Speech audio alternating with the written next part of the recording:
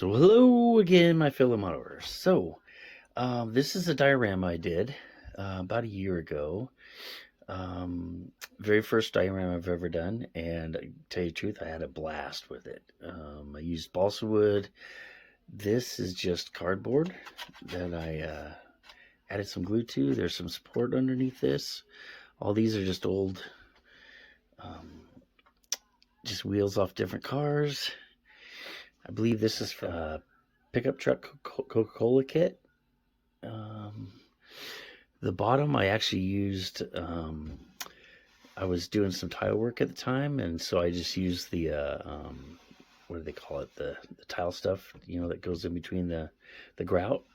I just spread that on here and then kind of roughened it up, added some cracks, that sort of thing. What else? I tried to be as realistic as possible. What I was shooting for is kind of like an old shop that somebody had bought, and now they bring all their buddies over and they work on cars and just have a good time. The place is pretty dilapidated.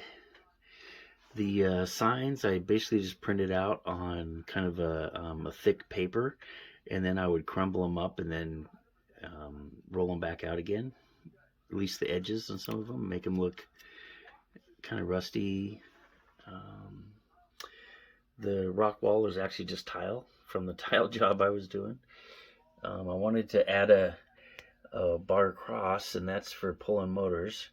And in typical fashion, they pulled one too many and the bar got bent.